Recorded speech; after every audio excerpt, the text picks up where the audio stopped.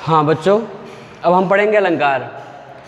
अलंकार परिभाषा होती है अलंकारोति इति अलंकारा, अर्थात शोभाकारक पदार्थ को अलंकार कहते हैं। जिस प्रकार आभूषणों के द्वारा शरीर की शोभा में वृद्धि की जाती है, उसी प्रकार शब्दगत तथा अर्थगत चमत्कार के द्वारा काव्य की शोभा में वृद्धि होती है।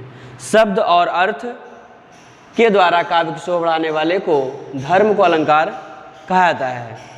जिस प्रकार से कोई एक स्त्री उसकी शोभा आभूषणों से बढ़ती है, उसी प्रकार से काव्य की शोभा या शब्द और अर्थ के द्वारा यहाँ पर काव्य की शोभा बढ़ाने को अलंकार कहा जाता है। जब किसी स्त्री को आभूषणों के द्वारा सुसज्जित या सुंदर बनाया जाता है, उसी प्रकार से शब्द और अर्थ के द्वारा काव्य को भी सुंदर या अलंकारमय बनाया जाता है, जिससे उसमें अर्थ में और शब्दों में या उसको पठन पाठन में हमें चमत्कार उत्पन्न लगे, या तो ऐसा लगे कि वो सुंदर है। कोई भी काव्य किस प्रकार से उसमें हास्य का रस है या करुण का रस है या वीर का है या शोक का है, तो हम कैसे पता करेंगे?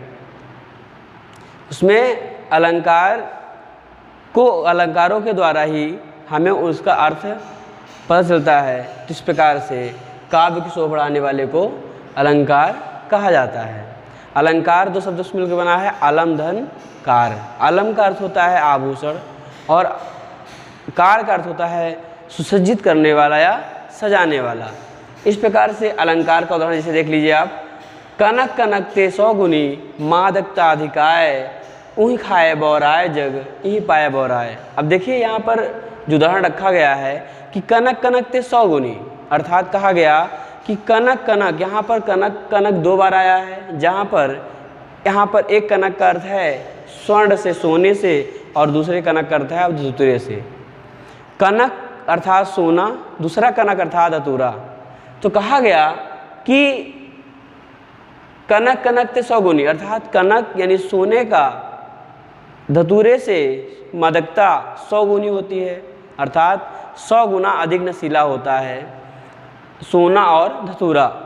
अगर इसे इंसान या व्यक्ति कहा गया कि वही खाया बौराया जाएगा, अर्थात अगर कोई व्यक्ति उसे खा लेता है धतूरे को, तो वहाँ बौरा जाता है, अर्थात पागल सा हो जाता है। उसी प्रकार से अगर कोई व्यक्ति स्वर्ण को या सोने को पा जाए तो वहाँ भी बौरा जाता है, अर्थात पागल सा हो जाता है, अपने विवेक को खो बैठता है, विवेकहीन हो जाता है, उसे क्या करना क्या नहीं करना है।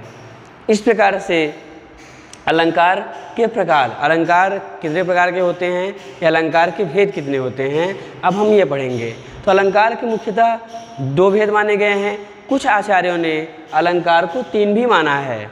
जैसे पहला अलंकार है शब्दालंकार, दूसरा है अर्थालंकार और तीसरा है उभयालंकार। अब आगे हम बात करेंगे शब्दालंकार किसे कहते हैं और शब्दालंकार के कितने भेद होते हैं, इससे हम आगे पढ़ेंगे।